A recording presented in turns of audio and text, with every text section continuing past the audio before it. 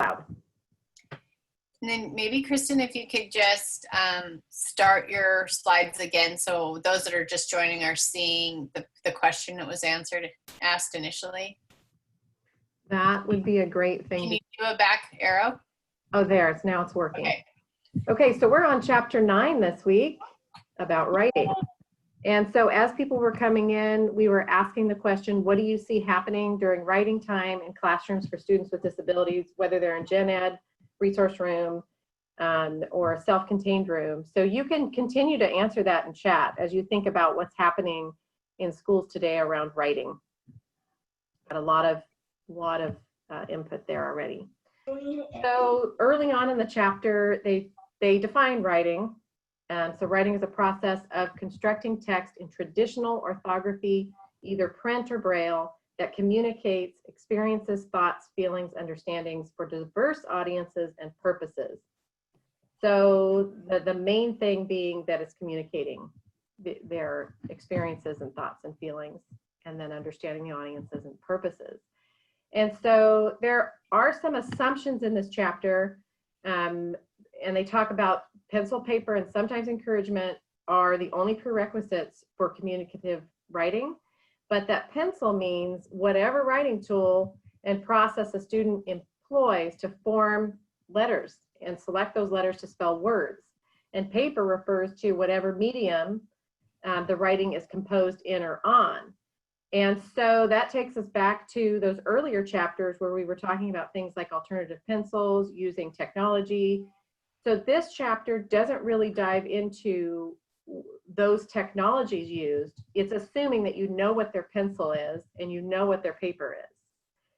And so Brenda was talking about feeling like, well, wait a minute, my students aren't ready for these activities and this level.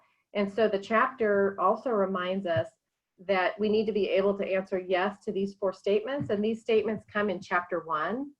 And so we need to be able to have our students identify most letters of the alphabet most of the time, be interested and engaged during shared reading, has means of communication and interaction, and understands that print has meaning. And so they said, if the answer is not yes, then there's so many other things we can be doing that are emergent literacy that are in chapters 4 and 5. Brenda, I don't know if you wanted to say anything more about how Exactly. And so a lot of us have been chiming in because we have either kids that are in these early stages, or we are working with preschool age and that kind of thing. For those of you that have been hanging on because you are a specialist that work with all ages, or you are a special ed teacher in middle school and high school, some of these chapters here are for you, because you have 8th graders. They know their letters. They have a device. They have characters of book. They have preferences in shared reading.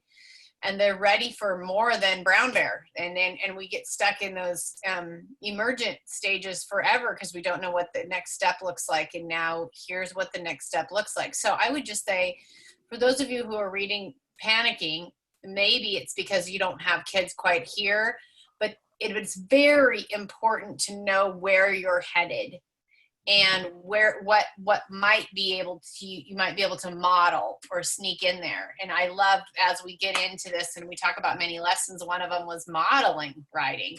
And if you know where you're headed, then you begin to model some of this reading and writing that are at higher levels than what you might have. If you are in the trenches right now with these kids that you can say yes to all these questions, we are so excited to hear about what writing looks like in those classrooms. And maybe we're talking about resource rooms. Maybe we're talking about more, kids on the autism spectrum with more physical abilities, but sometimes not. I mean, we still should be thinking about kids with alternative access, achieving and being able to, even those with alternative access should be able to answer these 4 questions at some point in that elementary stage where we can move forward.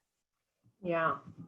I was thinking of myself as an OT supporting students who struggle with that physical aspect of writing, and how we can answer yes to all of these questions, but why are we stuck on the copying and tracing because of the physical disability? So there's so many activities in this chapter that relate to the OTs and SLPs supporting these students at these levels.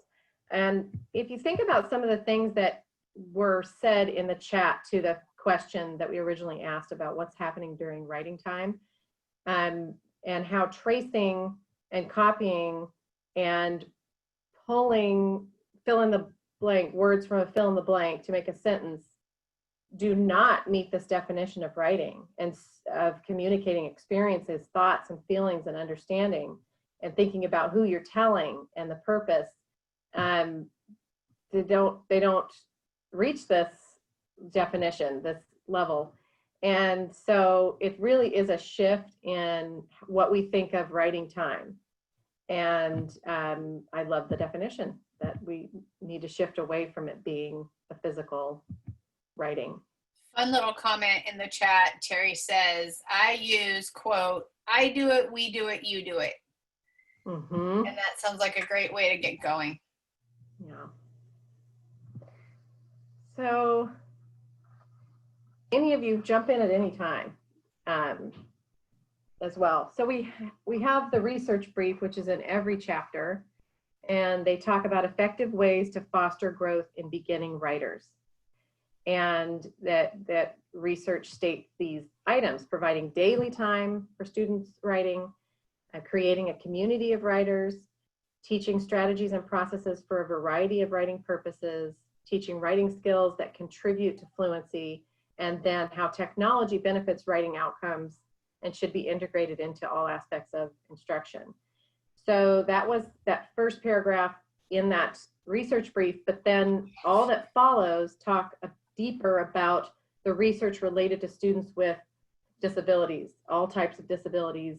And I didn't know if, for those of you who were able to read the chapter, did any of those research studies about students with disabilities stand out to you?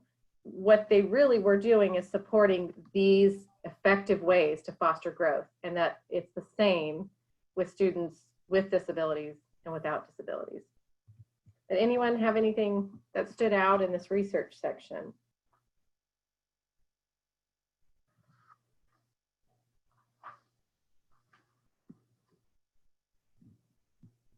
Hey, Kristen, it's Heidi. Hi.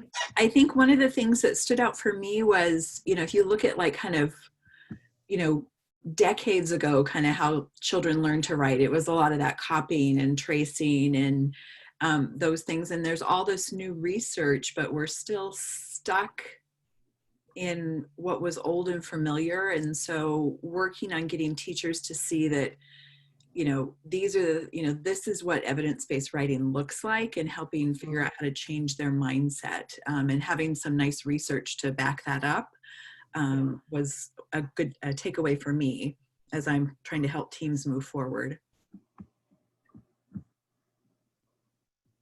Yeah, I was thinking of, the schools have literacy coaches, and those that are, they're focused on supporting the teachers then with those kids struggling with literacy, and how just building those relationships with those folks to talk about that this research that you're basing your instruction on applies to all kids, but it might look a little bit different.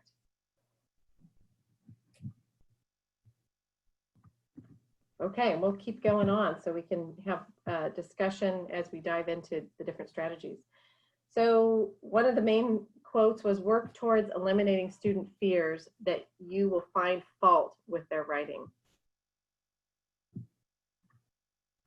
So I think this is where they talked about having to unlearn what it means to write, because students have been in a situation where they're being corrected very early on, or they're being told to follow a certain way, remember this, remember that about the writing with conventions and grammar. So we're trying to teach all these skills while they're trying to compose. And so that causes them to feel like, there's fault in their writing as we're helping them correct too early on. Shen marked about her daughter dealing with spaces between words and spacing between lines, and I think we see that a lot too. But I think that what we don't realize is that when we provide instruction, there's like the cognitive expression formation that's happening. Like, what am I writing about? And if you're too worried about all of those other writing aspects, I think that we take the fun right out of it. And I think kids dread writing often. Yeah, we take the fun out of it and we interrupt that creative thought about what they want to say.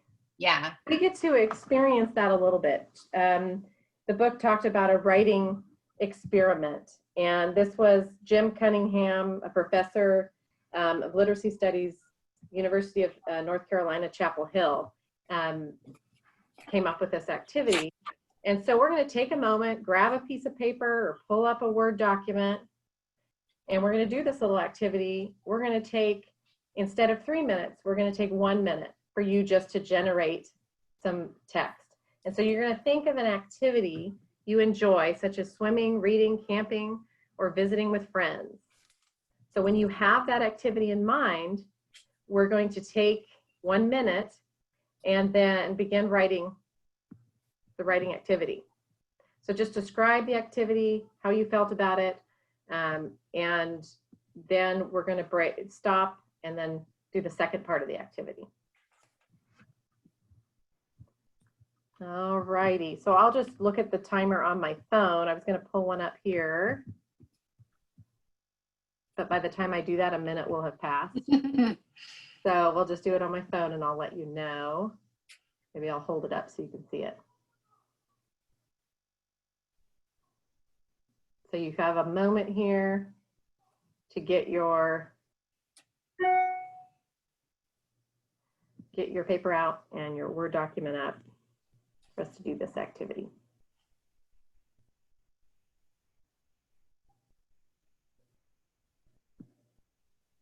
Okay, I've started the timer.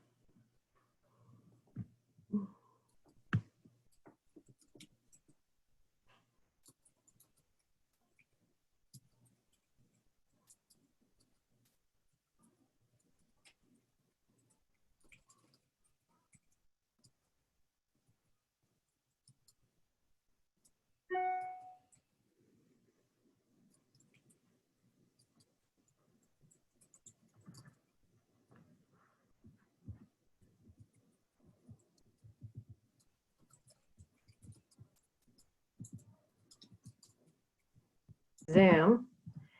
So now we're going to go to the second part of the activity. And sorry, this is a little blurry, but I think we can still see it here. So you are to continue the text you began during the first exercise. Now you must follow the rules below. Once you have finished reading the rules, set your timer again and write for 3 minutes. We're going to do 1 minute again while attempting to follow the 5 rules. You may keep the rules in front of you, so I'll leave them up and I'll give you a moment to go ahead and read those rules before I start the timer.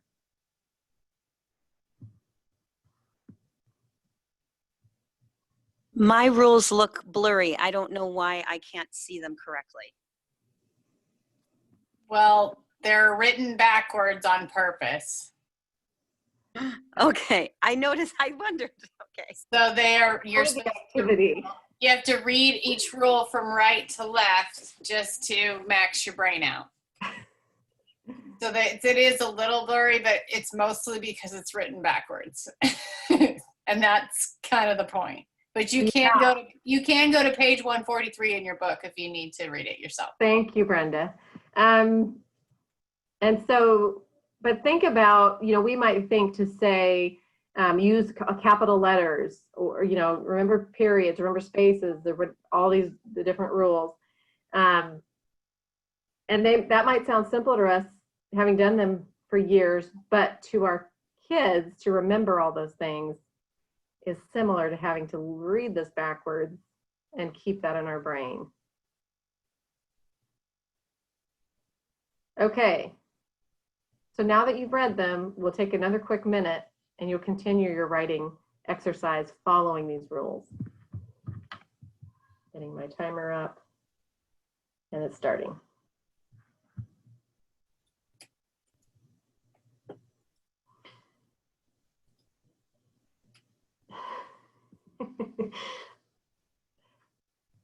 I loved your face, Brenda, because it's like, wait, what? The rules? And that's what kids are doing.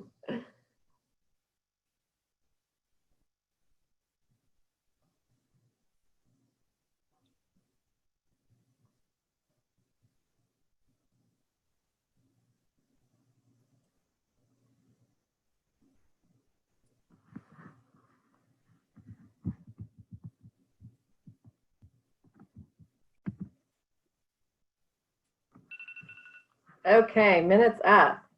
I'm guessing some people just went, forget this, and opened up their email or did something else for a couple minutes here. But how did that make everybody feel? It felt impossible, especially when the last rule is right from right to left. Well, and I didn't know if I was supposed to be writing my letters right to left as well, or if I was just supposed to try to figure out the word going right to left.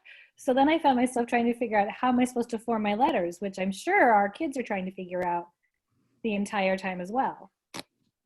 So what's his point here, Kristen? Well, just kind of what I was sharing previously, that there's a lot of cognitive load to asking students to follow rules they're just learning, and especially written rules, by the way. Yeah, written rules, and generate text, because sometimes that's the case. They put a rubric in front of the students and say, well, make sure we're doing these things as you're writing, and to understand that these kinds of things come later, and we learn about some of these things in the mini lessons and how we might address these things later, but that while you're generating text, it's impossible to be then trying to follow these new rules, multiple rules. And the chat is so funny. I gave up, forget this. I didn't even finish reading the rules. I wrote what I wanted to write. I did what most of our kids do. I followed the ones I could figure out how to do, basically. And so, yes, everyone's relating to the cognitive fatigue of trying to read instructions, by the way. If you're an early writer, then those, though they're not that clear. And then being asked to do something that doesn't seem to make any sense. Yeah, why am I doing this too? I love this because I don't think we put ourselves in our students' perspective when we're running through our day with the activities that we do. And this just makes you stop and go, oh, wait a minute. How are they seeing this task? And all the cognitive load. Anything else in chat? Linda says, I totally lost interest. There's no motivation to go on. Yeah. Oh my goodness. And we wonder why there's a blank page in front of some of our students, or, right, the reactions when I think of my own kid when something seems too hard is hitting that threshold and getting upset. Or notations that say the child refused. Oh yeah. What does that actually mean? Yeah. Or got his crayons out and started to color. That would be Josh. Started to draw. Okay. If I can move on, let's see. There we go. Okay. So a next prominent quote that stood out is, assigning topics may save time, but does not help developing writers become more independent and learn to fully engage in the writing process. Anybody have thoughts on that? I thought about how kids can become prompt dependent because what do I write about? Because that's a, anxiety they have. And then if we're providing prompts, we're also not addressing their interest in what they want to write about. So if it's about sharing experiences and feelings and thoughts, they might not connect to that writing prompt. Yeah, I think the thing I've seen that's been the most successful is when they're still writing for a purpose. So, like having an experience in the school garden and then writing about that, or a piece of science with that, or writing a note home about what happened at school today, even if it's like chart writing or stamp writing. That I think that difference between a topic and a purpose is sometimes important. Mhm. Yeah. I think starting off your year, and I think the book alludes to it, where you generate, we kind of always did sort of, and I work with middle schoolers as an SLP in the ELA classroom. And I Mhm. specifically go in during writing time to support the teacher and the students. And we start the year off generating a topics page Mhm. that they save. And I know that's alluded to. And we fold the paper in 4 ways. So they get 4 boxes, and we have, these are going to be your topics, what you're going to be an expert in that you could talk all about or write all about. And so we just do, people, places, treasures. And then we left the 4th box kind of like it could be a purpose, or it could be things that you're really passionate about researching. So we kind of could get at research later on. So they can talk about the people that they know, and they had to at least put 3 to 5 items in each window, and then they were to keep it. And at the same time, knowing their organizational skills aren't super hot, we also generated, before them doing it on their own independently, I'm kind of working backwards, we did a class one. So each period that I worked with, we had our own topics. So in case a student lost theirs, we could pull out the class one that we want to read on. So I do think that was valuable. Yeah, I love that. Yeah, I do too. That reminded me of her talking about the lists being so helpful to refer back to. So generating in kind of in a graphic organizer kind of way, then sparking what more they could add later. And the way we prefaced our weekly sessions, because I would just go in once a week and sort of set the stage for the rest of the week with their teacher. But we actually did handle a little editing process, and we worked in collaborative groups to do cups, if anyone out there has heard of cups. C is capitalization, U is usage, P is punctuation, and S is spelling. But we wouldn't address that till like the second week. So the first week they'd have sort of their free write time where it was timed. And then they could go back in and highlight 2 things, 2 sentences, or in some cases, some kids only wrote 1 sentence, but 2 things they were going to change. And they would just highlight it. And they'd have a little editing group to work with. And that seems somewhat effective, actually, because we always talk about collaborative groups where someone is strong and you're kind of weak, maybe they can help you out, and where you're strong, you can help someone else out. And that's kind of how we kind of got around some pretty low level writing skills going on, and sort of got some good results. Really great feedback. Mm-hmm. Good examples. And that kind of takes us into more strategies. So to springboard off of your strategy. And I didn't want to just talk at you and review each of these, but knowing that some of you haven't had time to read the chapter, if you go to page 144 to 147, these are some of the 6 strategies listed, and each of them are, some of them a third of a page, some of them even less.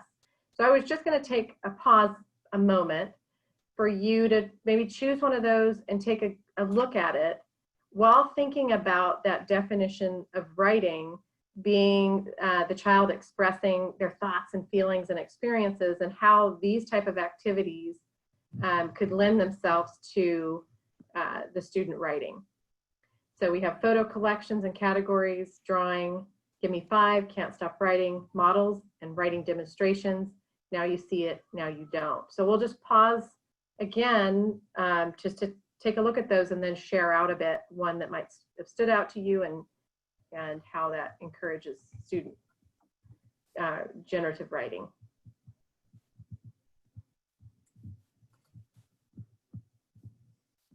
Back, whether it's they try to read it back or you read it or the computer reads it back to them, and they can continue to build better skills in their writing.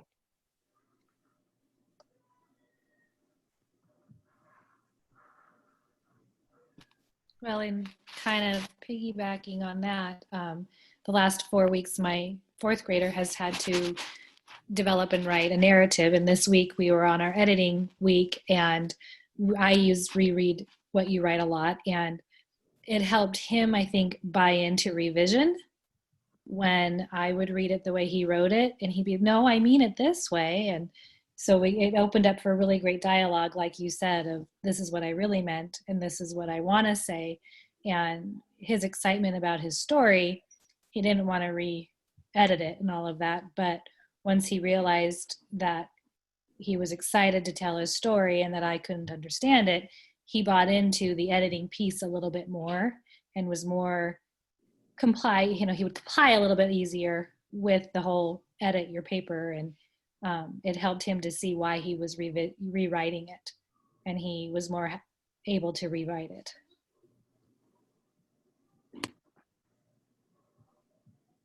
And that one kind of flowed right into the buy into revision, where the young man was writing a letter of admiration, or I think they even called it a love letter, where he had things he wanted to say, and she had him make a list of what do you want to say. And so then he could look at his writing and refer back to the list, and that what he came up with was all the more what he wanted to say, because he had made that list after rereading, and I guess that's encouraging just more generation of their ideas.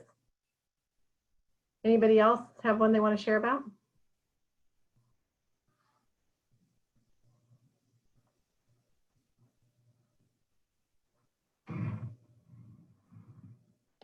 Well, I'll share if nobody else is. This is Rose again. I type most of it in the chat window, but I think just the idea of writing for immediate audiences is so motivating. And I've had several experiences with high school writers who just having a designated time to be emailing one or more, email pen pals was really an effective motivator. Another classroom actually had pen pals in Hawaii. But teachers made that kind of a regular writing time instead of, having some direct grammar or, lesson on a specific topic. Just having that ability to write to an intended audience was very motivating. And I love the example talking about how when this camp leader, asked a clarifying question, suddenly both girls, the writers, were motivated to try to say it again in a different way and clarify. So rather than trying to tell them again, here, edit your work, there was a natural opportunity to edit, rewrite, and try to be clearer. So I love that example. And sounded like they're having so much fun doing it at the same time. Talk about motivated. Yeah.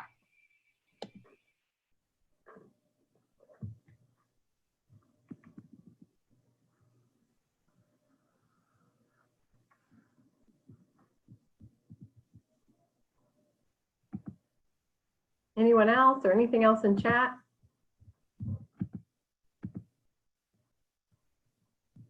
No, I think people are wrapping up.